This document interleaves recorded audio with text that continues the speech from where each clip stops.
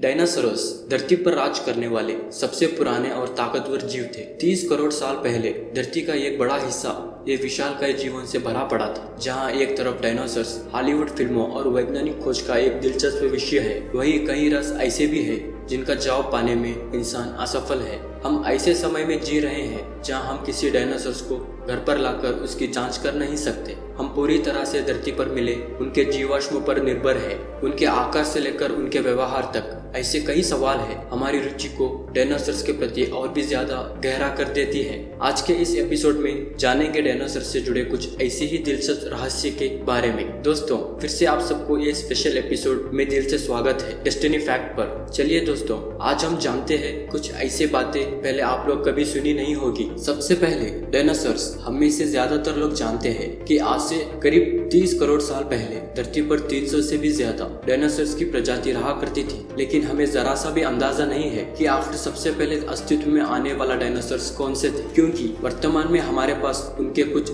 जीवाश्म ही मौजूद है जिनसे ज्यादातर कुछ पता नहीं चलता। 1930 में मिले डायनासोरस की एक प्रजाति नयासोरस की जीवाश्म बताते हैं कि नयासोरस धरती में बसने वाले सबसे पुराने डायनासोरस की प्रजाति है। नयासोरस करीब 24 करोड़ साल पुराने माने जाते हैं। ये प्रजाति 2 से 3 मीटर लंबी थी, जो कि छोटे जीवों और कीड़ों मकोड़ों को खा के रहते थे। लेकिन इसके बाद भी हम पक्के तौर पर हम कुछ नहीं कह सकते आखिर सबसे पहले अस्तित्व में आने वाला डायनासोरस कौन से थे, क्योंकि कई प्रजातियां ऐसी भी रही होगी जिनके जीवाश्म हमें मिले ही नहीं हो। सबसे पहले और सबसे पुराने डायनासोरस कौन से थे, इसका पता लगाना काफी मुश्किल है। सबसे बड़े डायनासोरस, कुछ लोगों का मानना है कि सुपरसॉरस सबसे विशालकाय डायनासोरस थे, लेकिन ऐसा कहना पूरी तरह से गलत है। दोस्तों, सच तो ये है कि सुपरसॉरस डायनासोरस की विशालकाय प्रजातियों में से एक थे। इनके अलावा भी डायनासोरस की कई बड़ी प्रजातियां की जीवाश्म हमें मिले हैं, जो हमारे सामने एक बड़ा सवाल खड़ा करते हैं कि आखिर सबसे बड़े डायनासोरस कौन से थे। मौजूदा जीवाश्म ही इसका जवाब देने के लिए काफी नहीं है। हड्डियों के ढांचों को जोड़कर भी ये पता नहीं लगाया जा सकता कि आखिर डायनासोरस की सबसे विशालकाय प्रजाति कौन सी थी। जैसे जैसे हम डायनासोरस की नए जीवाश्म की खोज कर रहे हैं, वैसे हमें पता लग रहा है कि डायनासोरस की कई विशालकाय प्रजातियां अब भी खोज जाने की इंतजार में है। जब तक धरती में दफन सभी जीवाश्म की खोज नहीं की जा सकती, तब तक ये बड़ा राज ऐसे ही बना रहेगा। सबसे तेज डायनासोरस, हॉलीवुड फिल्मों में डायनासोरस को तेजी से भगाकर शिकार करते हुए दिखाया जाता है, जो कि एक तरह से गलत है। डायनासोरस अपने शरीर के आकार और बनावट के चलते तेजी से हरकत करने में काफी मुश्किल का सामना करते हैं। उनका बड़ा शरीर और छोटे टांगे उनके तेजी में भागने में अड़चन पैदा करती थी। पर ऐसा नहीं है कि सभी डायनासोरस तेजी से भाग या हरकत नहीं कर सकते थे। लेकिन यहीं आकर ये बड़ा सवाल खड़ा हो जाता है कि आखिर सबसे तेज डायनासोरस कौन से थे। उनके फुटप्रिंट और दूसरे सबूतों से वैज्ञानिक इस बात का पता लगाने में हमेशा से ही मुश्किल का सामना करते आए हैं। एक हद तक अंदाजा लगाया गया है कि बड़े और मांस खाने वाले डायनासोरस धीरे और सुस्त, जबकि आकार में छोटे और तेजी से फुर्तीले डायनासोरस तेजी से भाग सकते थे। वो किस रंग के थे? मूवीज में डायनासोरस त्वचा का रंग ज्यादातर हरे और गहरे रंगों में दिखाया जाता है, जो कि पूरी तरह से काल्पनिक सोच से आधारित है। कुछ लोग उनके वीडियो से उनके त्वचा का रंग का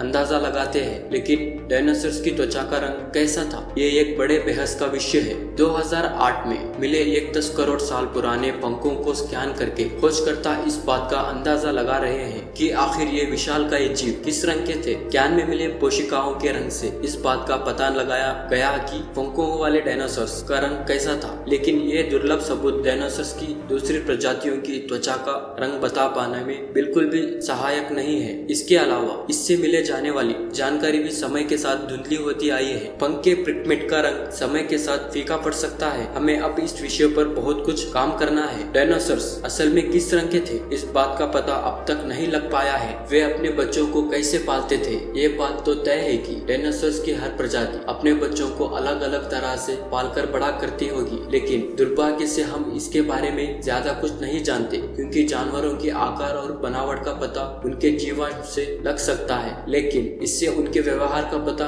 नहीं लग पाता। हमारे पास उनके द्वारा जमीन पर बनाए गए अंडों के घोंसले के बेहद दुर्लभ सबूत मौजूद है। इसके अलावा हम वर्तमान में अंडे देने वाले पशु पक्षियों के व्यवहार से इस बात का अंदाजा लगा सकते हैं। हमें ये बात पता है कि डायनासोरस एक बार में कई अंडे अंडे देते थे। आंकड़ों से पता लगा है कि डायनासोर्स एक बार में 25 से 30 अंडे देते थे, क्योंकि वो जानते थे कि शिकारियों के हमले के बाद कुछ ही अंडे बच पाएंगे। 1970 में मायासोरस प्रजाति के धरती पर बने घोंसलों का अवशेष मिले, जिनसे मायासोरस के अध्ययन में काफी मदद मिली। पता लगा कि मायासोरस उनके बच्चों की देखभाल तब तक किया करते थे जब तक वो अपने पेट खुद भर सकते थे। वहीं दूसरी तरफ कुछ प्रजातियां ऐसे भी थे जो अपने नवजात बच्चों को पूरी तरह से उनके भाग्य पर छोड़कर चले जाते थे। हेप्टासोरस शाकाहारी थे और वे अंडों की देखभाल तब तक किया करते थे जब तक उनसे बच्चे बाहर नहीं आते। लेकिन चंद प्रजाति के व्यवहार से सभी ऊंचे डायनासोर प्रजाति का पता नहीं लग पाता। हम सही नहीं जानते कि वे आखिर अपने बच्चों को कैसे पालते थे। उन पर उगे सिंग और कांटे और कलगियां। कई डायनासोर्स के सरों पर सिंग और कांटेदार कलगियां पाई जाती थी, जिसका बड़ा एग्जाम्पल फैंसी हेडगियर वाले ट्राइसेरानोस थे, जिनकी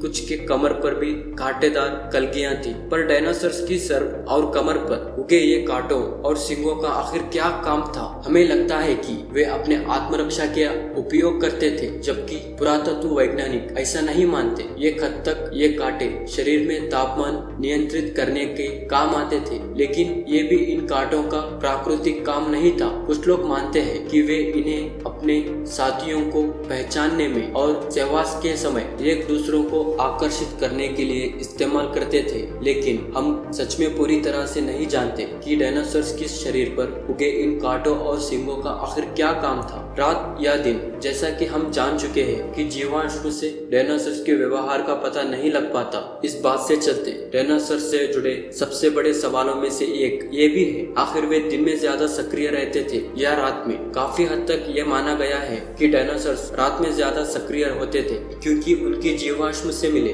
आंखों के पास के हड्डियों से बने घेरों से पता लगा है कि इससे उन्हें रात में स्पष्ट देखने की मदद मिलती थी। लेकिन कुछ जीव वैज्ञानिक इससे असहमत हैं, क्योंकि उनके हिसाब से ये हड्डियों से बने ये घेरों जानवरों के आंखों में भी मिलते हैं, जो रात के बजाय दिन में ज्यादा सक्रिय रहते थे। सबसे बुद्धिमान डायनासोरस स्टेगोसॉरस जैसे कुछ डायनासोर्स के दिमाग का आकार उनके शरीर के हिसाब से काफी छोटा था, पर वे उसके तुलना में कई ज्यादा समझदार थे। हम समय के पीछे जाकर तो उनकी बुद्धिमत्ता का पता नहीं लगा सकते, इसलिए उनका दिमाग एकमात्र जरिया रह जाता है जिससे उनके समझदारी का पता लगाया जा सके। ट्राइसेरानोस जैसे डायनासोर्स दूसरे से कहीं ज्यादा समझदार होते थे। अगर इनकी तुलना आज के जीवों से की जाए तो ये दिमाग में आज के वाइल्ड जीव जितने समझदार थे। रोडन नाम की प्रजाति डायनासोर्स में सबसे ज्यादा बुद्धिमान थी। अध्ययन से पता लगा है कि कुछ प्रजातियां समय के साथ अपने दिमाग का भी विकास कर रहे थे। इससे एक और बड़ा सवाल खड़ा हो जाता है कि अगर डायनासोरस अपने विलुप्त होने के कुछ और करोड़ साल